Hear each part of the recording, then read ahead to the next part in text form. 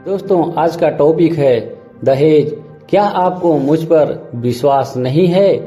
विमल जी अपने हाथ में लिए 50 लाख रुपए को बड़ी हसरत से देख रहे थे। यह पैसा उन्होंने बड़ी मेहनत से एक छोटा सा घर बनाने के लिए एक प्राइवेट कंपनी में वर्षों काम करके कमाया था। अपनी जिंदगी के काफी अनमोल वर्ष उन्होंने किराए के कमरों में काट दिए थे, परंतु अब वे खुद का मकान बनाकर उसमें सुकून से जीना चाहते थे, जिनके लिए उन्होंने अपने खर्चों में कटौती करके पाई पैसा जोड़ा था। उनकी पत्नी का भी पैसा जमा करने में अहम योगदान था। वह अपनी ख्वाहिशों को मन में दफन करके कम पैसे में घर का खर्चा चलाकर हर कदम पर अपने पति का साथ दे रही थी।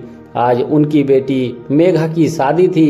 इससे पहले कि वह मकान बनाकर अपनी हसरत पूरी कर पाते, इसी दौरान उनकी बेटी मेघा का मोहन के साथ रिश्ता पक्का हो गया था। मोहन ने मेघा को अपने दोस्त की शादी में देखा था। देखते ही वह उस पर अपना दिल हार बैठा था और उसके सामने शादी का प्रस्ताव रख दिया था। मेघा दुल्हन के लिबास में बेहद खूबसूरत लग रही थी। उनकी 2 संतान थी, बड़ा बेटा मेघा नकुल और छोटी बेटी मेघा। दोनों बच्चों की उन्होंने अच्छी शिक्षा और संस्कार देकर परवरिश की थी, जिसके कारण उनके दोनों बच्चे आज अच्छी पोस्ट पर काम कर रहे थे।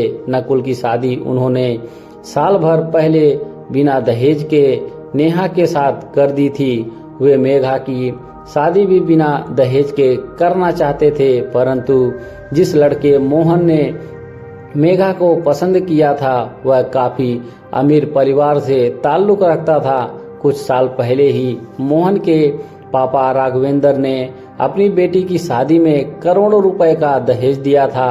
वैसे तो उन्होंने विमल से बेटे की शादी में दहेज लेने से साफ मना कर दिया था, परंतु फिर भी बेटी के ससुराल वालों का रुतबा देखकर उन्होंने दहेज में उन्हें कुछ रकम देने का मन बना लिया था। मेघा अपने पापा की इच्छा पूरी करने के लिए उन्होंने दहेज में पैसा देने के लिए मना कर रही थी, परंतु उसके पापा को डर था कि कहीं दहेज न देने के कारण मेघा के ससुराल वाले उसको दुखी ना करें। इसीलिए वह घर बनाने की इच्छा का त्याग कर सारे पैसा एक बैग में भरकर ले आए थे। शादी की सारी रस्में पूरी होने के बाद जब मेघा की विदाई का वक्त आया, तब उन्होंने पैसा का थैला मोहन के हाथ में दिया तो थैले में पैसे देखकर मोहन की आंखों में आंसू आ गए थे। जमाई की आंखों में आंसू देखकर विमल घबरा कर बोले, बेटा